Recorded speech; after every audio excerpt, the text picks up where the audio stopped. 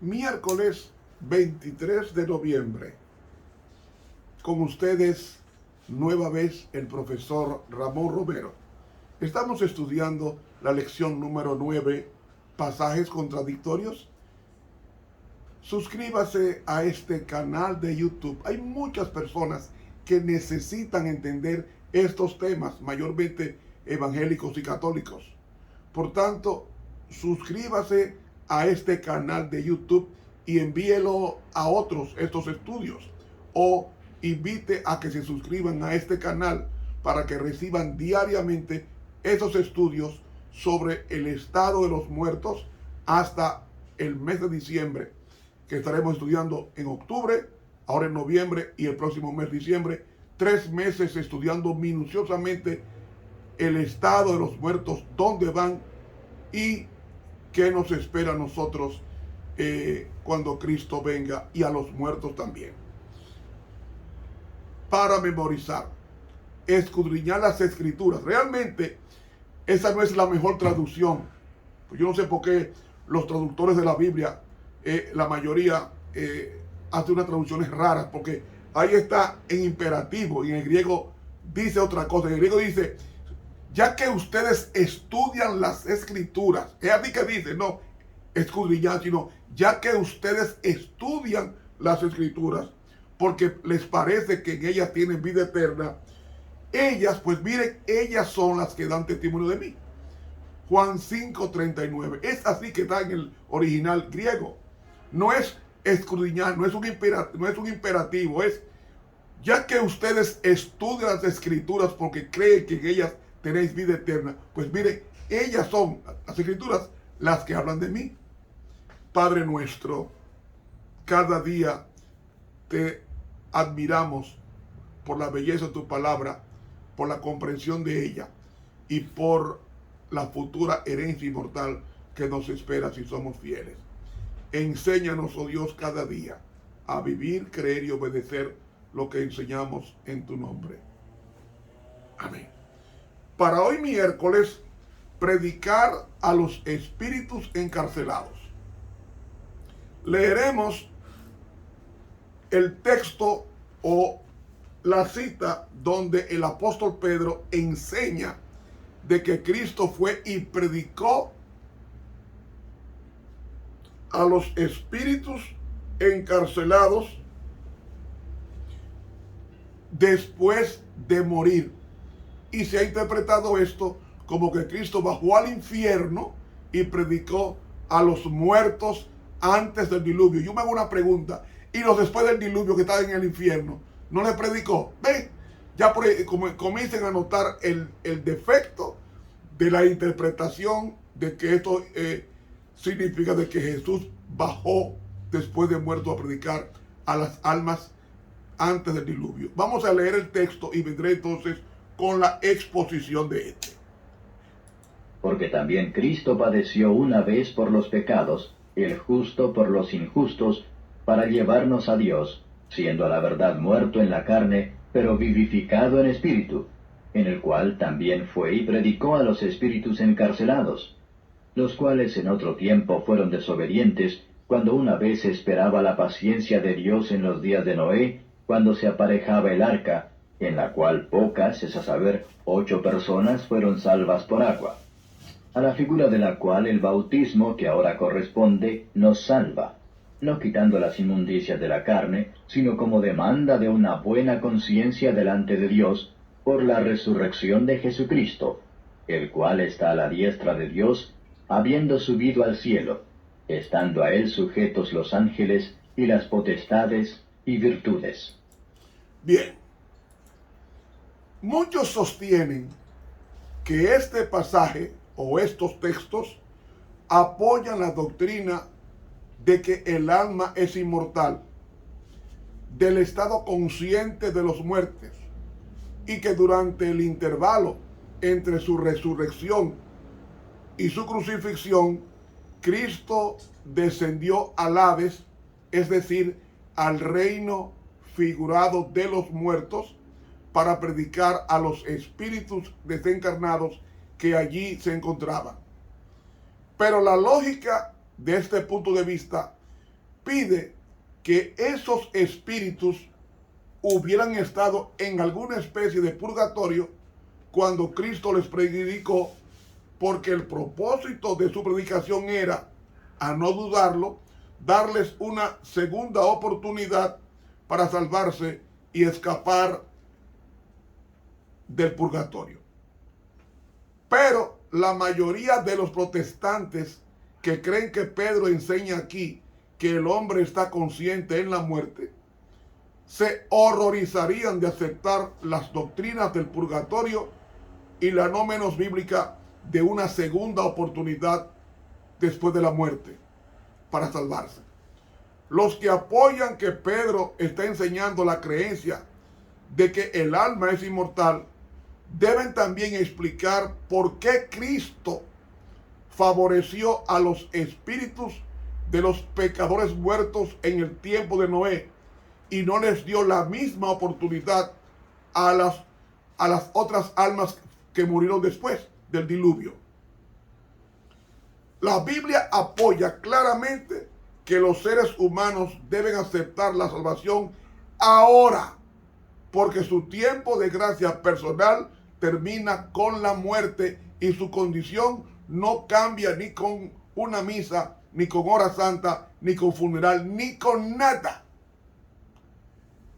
Jesús dijo en Mateo 16:27, porque el Hijo del Hombre vendrá en la gloria de su Padre con sus ángeles y entonces pagará a cada uno conforme a sus obras. Es decir, el muerto bueno, como Pedro y Pablo, no está en el cielo, sino cuando Cristo venga, Él les va a pagar con la vida eterna conforme a sus obras, como vivieron, mejor dicho.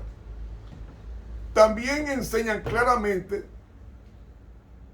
que los muertos están inconscientes, porque dice Salomón, porque los que viven saben que han de morir, mas los muertos nada saben, porque su memoria es puesta en el olvido.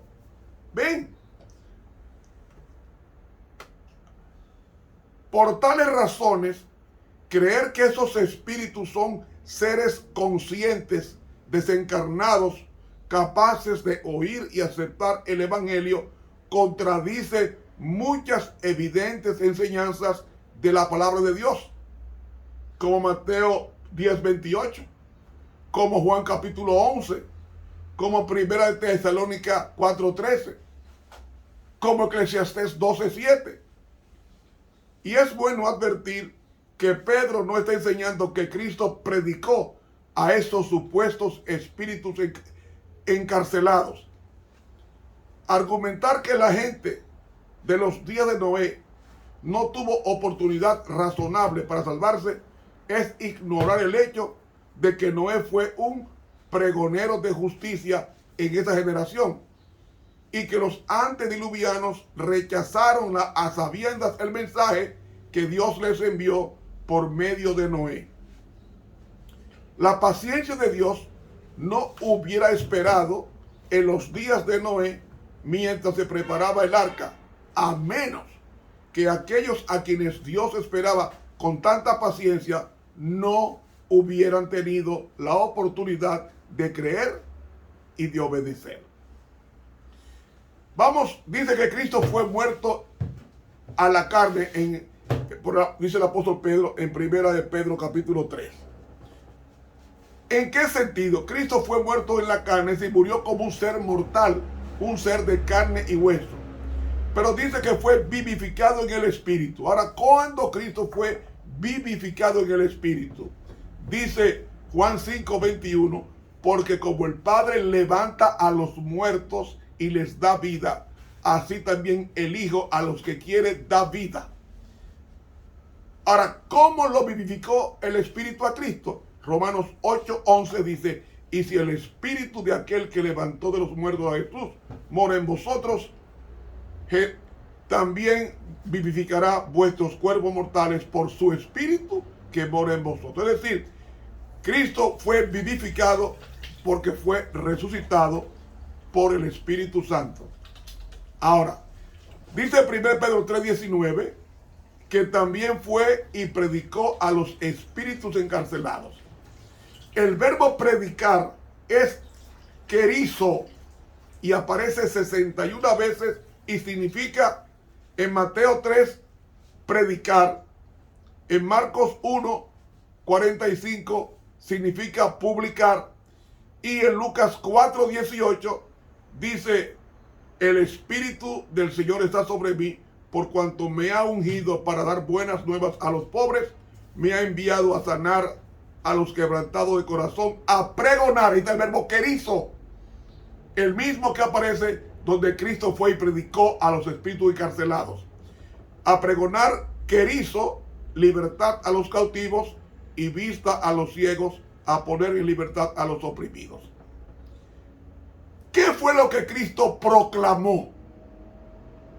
Dice Colosenses 2:15: despojando a los principados y potestades, los exhibió públicamente, triunfando sobre ellos en la cruz. Es decir, cuando Cristo resucita, Él proclama. No es que predicó a los espíritus encarcelados, sino que proclamó su victoria sobre la muerte.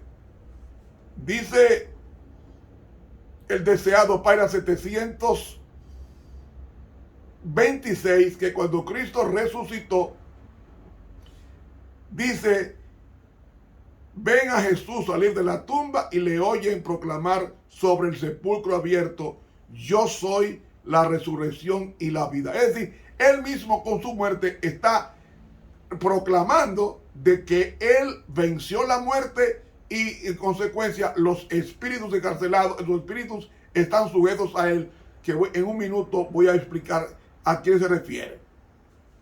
Cuando Cristo resucita, Él proclama. Eso significa predicar, proclamar. Él lo que hizo fue que proclamó a los espíritus encarcelados de su victoria sobre la muerte.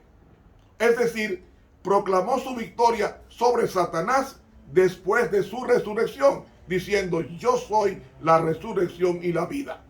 Y sale entonces con majestad, con gloria, y los ángeles que le circuyen se inclinan a adorarle en su resurrección. Esa es la victoria de Cristo sobre la muerte al resucitar y recibir la adoración de los ángeles que estaban junto a Él. Ahora viene la pregunta: ¿y quiénes son los espíritus encarcelados?